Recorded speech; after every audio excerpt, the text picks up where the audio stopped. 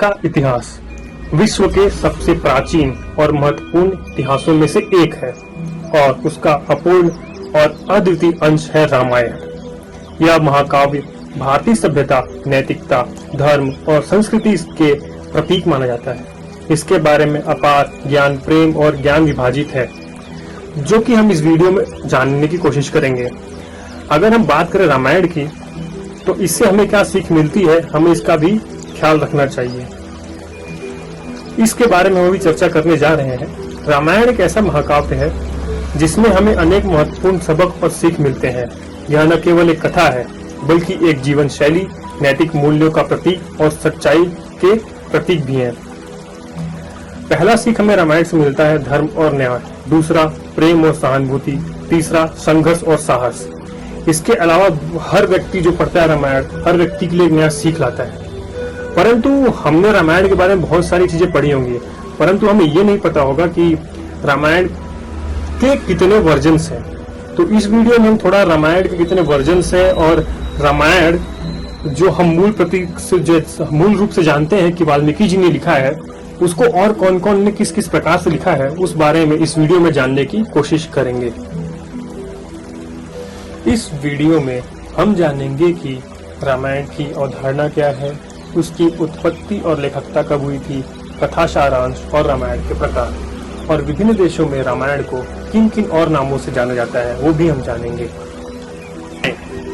भारतीय साहित्य का महाकाव्य, जिसमें हमें अवधारणाओं का अद्वितीय संग्रह मिलता है।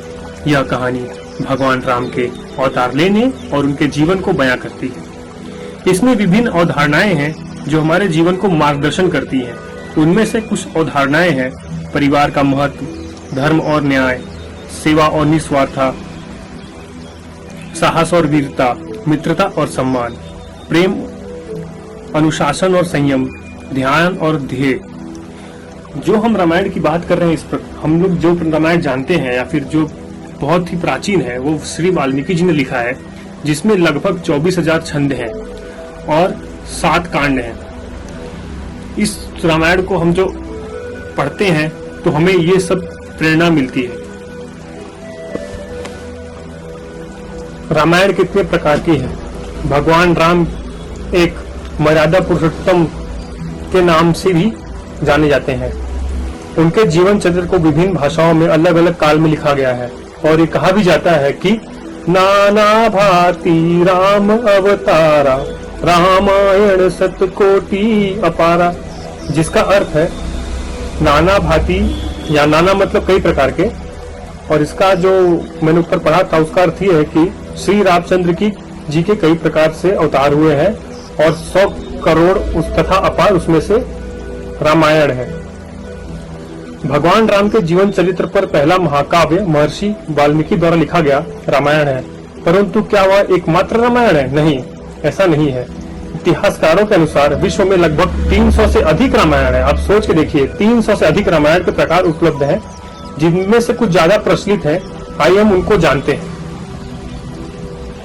रामायण की कथा सदियों से प्रचलित है। भगवान शंकर अपनी अर्धांगिनी आदिशक्ति माता पार्वती को बार बार राम कथा सुनाया करते थे। वे कभी श्री रामचरित्र के बारे में बताते थे तो कभी श्री राम द्वारा किए गए कार्यों का उदाहरण दिया करते थे। बाद में महर्षि वाल्मीकि ने रामायण की रचना की, जो कि भगवान श्री राम के समकालीन थे। यही कारण है कि श्री राम के जीवन पर आधारित वाल्मीकि रामायण को ही सबसे सटीक माना जाता है। जिन भी विद्वानों ने अपने अपने काल में रामायण लिखी, उनमें उन्होंने उस काल के परिस्थितियों को ध्यान में रखकर श्री राम द्वारा किए गए कार्यों का तात्पर्य समझाया है। श्री राम का जन्म से लेकर परलोक गमन तक का पूरा जीवन कार्य आदर्श शिक्षाओं से भरा हुआ है तथा इन शिक्षाओं को अपनाकर कोई व्यक्ति एक आदर्श जीवन जी सकता है। तो हम लोग पहले बात करते हैं जो आप स्क्रीन पर देख रहे होंगे वाल्मीकि रामायण के बारे में, जिसमें मैंने आपको काफी कुछ बताया था। अब उसमें उसको छोड़ के अब हम दूसरे के पास चलते हैं। वाल्मीकि रामायण के बाद सबसे ज्यादा प्रचलित है वो है तुलसीदास रामायण। श्री रामचरितमानस की रचना गोस्वामी तुलसीदास जी ने की है। 15वीं शताब्दी में अवधी भाषा में की थी। इसमें 9000 388 चौपाई है, 1172 दोहे, 87 सोठे, 47 श्लोक और 208 छंद हैं, जिसकी संख्या कुल मिलाकर 10,902 है। पूरे भारत में वाल्मीकि रामायण के बाद में इसी का स्थान आता है और इसे घर घर में पूजा जाता है।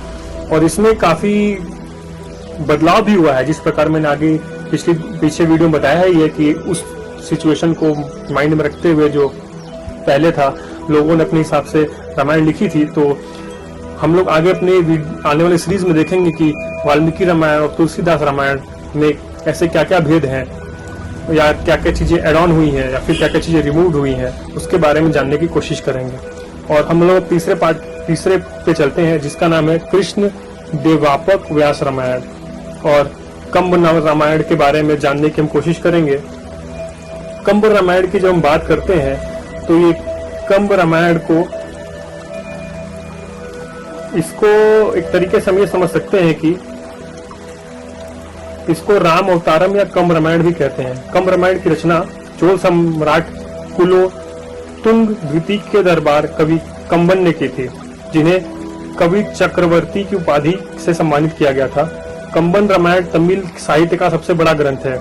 इसमें 10,000 पद तथा 6 कांड हैं। यह रामायण श्री राम के राज्याभिषेक पर समाप्त हो जाती है तथा इसे रामावतारम भी कहते हैं। इसके बाद एक रामायण और आता है जिसे स्वयं फिर से वाल्मीकि जी ने ही रचा है। उस रामायण का नाम है आनंद रामायण।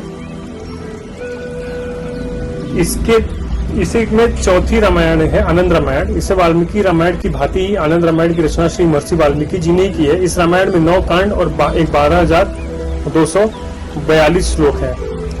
और उसके पहले एक आता है अध्यात्मक रामायण।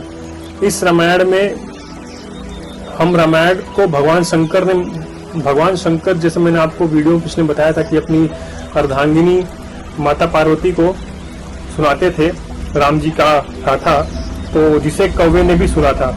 इस पक्षी का पुनर्जन्म काग भुसुंडी के रूप में हुआ था। बाद में काग भुसुंडी ने यह कथा गरुड़ जी को सुनाई थी। अध्यात्म रामायण को ही विश्व को सर्वप्रथम रामायण माना भी जाता है। इसमें 4200 श्लोक हैं। इस प्रकार से रामायण में के प्रकार जो काफी प्रचलित है वो हमने आपको बता दिया है। अब आगे वीडियो में हम जानेंगे कि रामायण किन किन देशों में किस नामों से जाना जाता है। देश के अनुसार रामायण को किन किन नामों से हम जानते हैं। अगर आप स्क्रीन पर देख रहे होंगे तो हमने देखा है कि एक तरफ है टेबल बनी हुई है जिसमें एक तरफ है वर्जन ऑफ रामायण और दूसरे में देश का नाम। तो भारत में कई प्रकार के रामायण प्रचलित है, जैसे हमने आपको बताया है कंब रामायण तमिल में, वाल्मीकि रामायण, श्री रामचरितमानस, जैन रामायण, बुद्धिस्ट रामायण।